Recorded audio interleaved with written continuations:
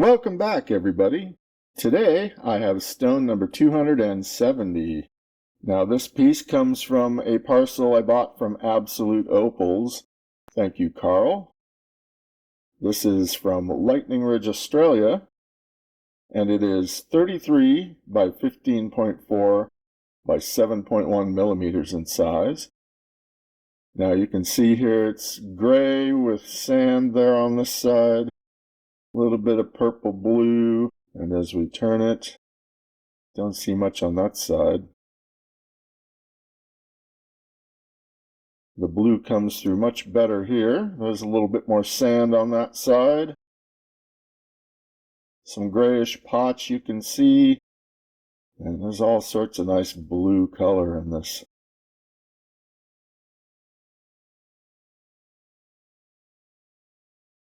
Let's weigh it up. We'll see how much she weighs and what we have to work with. 15 carats on the nose. Very nice. Very, very nice. Let's get a close look at this thing and we'll decide on how to approach it.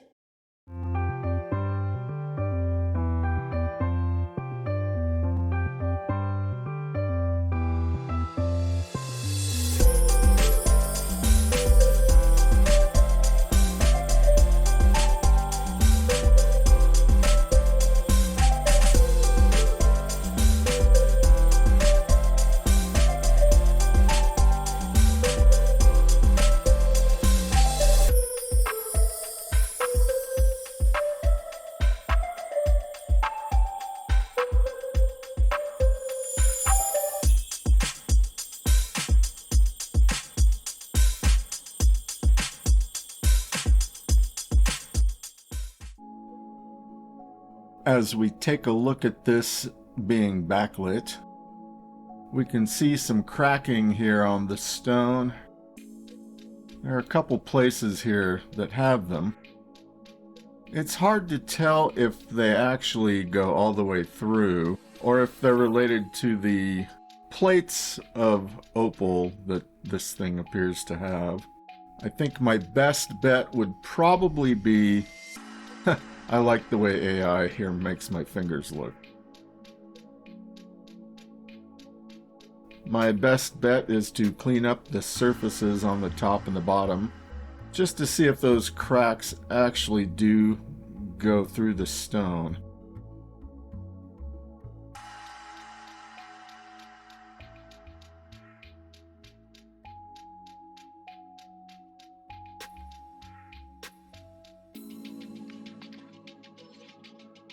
Now, my initial inclination will be that I'll have to cut this, and maybe I will, maybe I won't. You can also see here that the sand is mainly on the top surface. It looks pretty clean inside, except for the grayish potch, which seems to intrude in parts of the interior.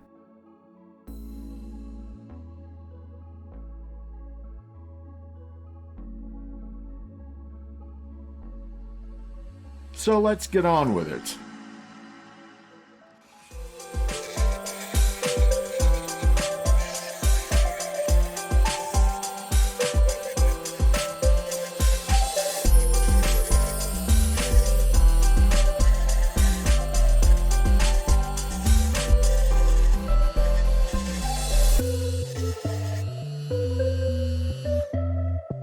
We've cleaned this up a little bit.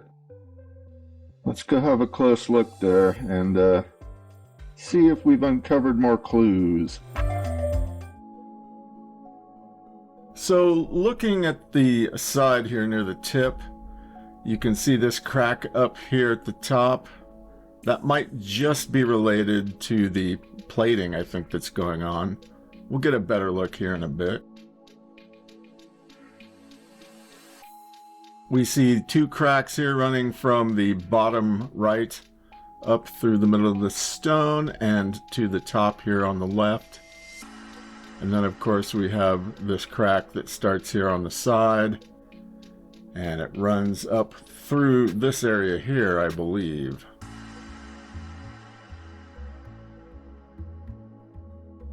Looking top down on this section, this cracked area here should come out, but I'm not sure. This little section down here is going to be a real problem. It's going to come out regardless of what I do. And we have this area right here, which looks like it's probably just inclusions, and that should come out. This area next to it, I'm not sure. Looks kind of like it goes in there a little bit. And then on the bottom here, this crack, again, looks like it ends around the end of this white stuff here. All in all, though, this impacts a large area of the stone. Looking side on, this is about midway in the stone. You see this chipped area where the crack begins, and it runs up along the top here. From the bottom view, we see a nice big crack here on the tip, stops around here. All of the sand should come out, fingers crossed. I'm not so sure about the gray potch, however. On the other end, we have this little piece of, looks like crystal. Anyway, it's got a crack there, and as we look towards another view, there's a crack underneath. And spoiler, I was able to just pick that piece right off. Now, looking from the other side, you can see where this section has already chipped off, and I think that's part of the washing process where that happened. Otherwise, this whole area is going to be problematic. I'm not sure exactly how much I'll get out of that. Oh, Tog, only you could take 3 minutes to say 6 words. I think I will cut it. Spoilers, Opalbot. Spoilers. So, yes, I've decided to cut this stone. And I think that I have the proper spot marked. I want to cut up near the top of this, but not too far into it. And I've decided to angle it down this way because I want to make sure I get the thickest part of the stone left to shape. So let's get started on that.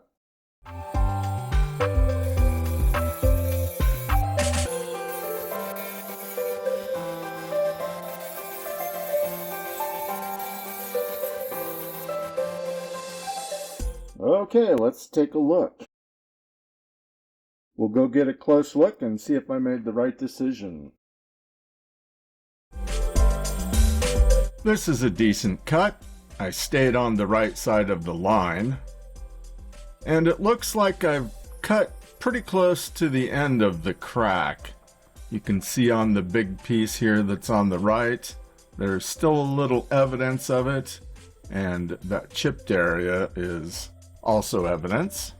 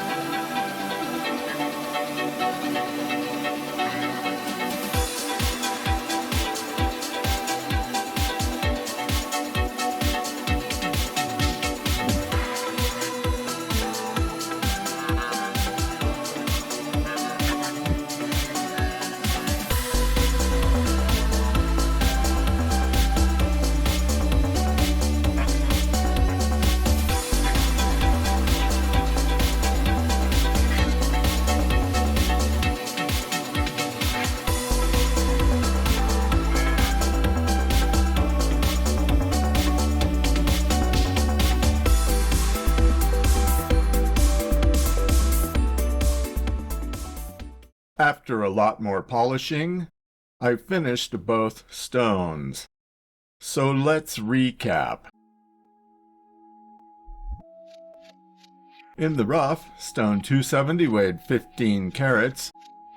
It was 33 by 15.4 by 7.1 millimeters.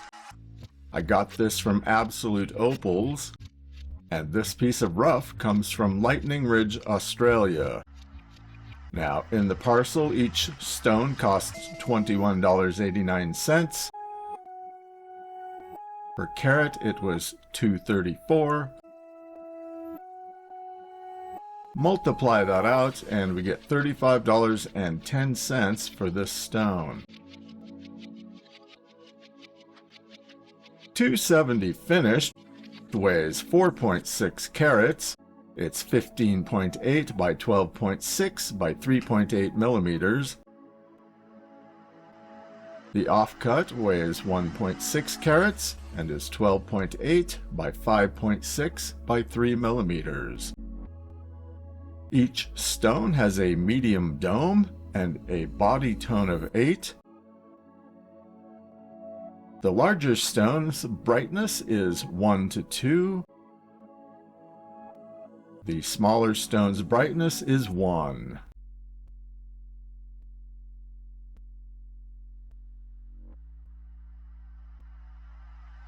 For the good, they're both crystal opals. They both have nice blue and green color, although the smaller stone has only a hint of green. They have nice patterns, and they also have a great polish. I saved 41% of the initial stone's weight. For the bad, the inclusions in the larger stone, here, and the rough spot on the side of the smaller stone here, and the colors aren't very bright, but I can't help that. And for the ugly, the inclusions and the rough spot, they're ugly. What is the value of stone 270? I paid $35.10 for the stone. I think the pair I would ask $30 to $40. Please leave a comment and tell me what you would pay for these.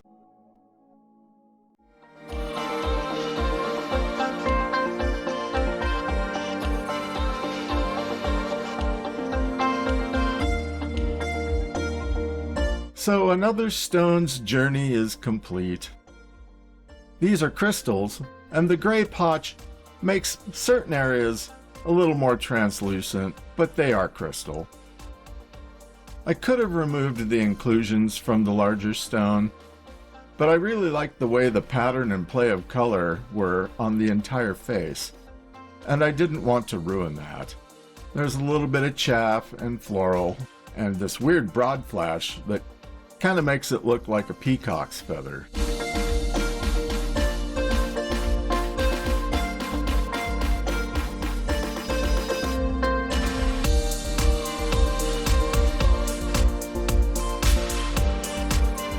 I also stopped at the 600 grit on the back side. I didn't think polishing that side would help. What do you think?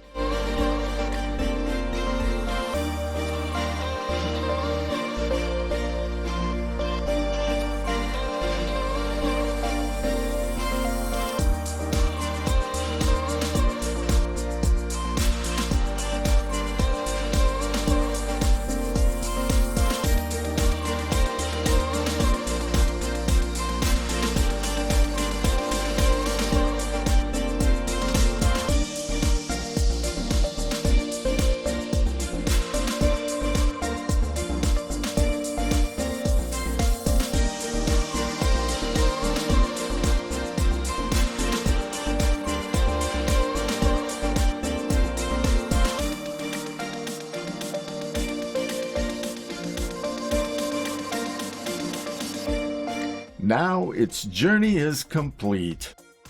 Thanks for watching. Until next time.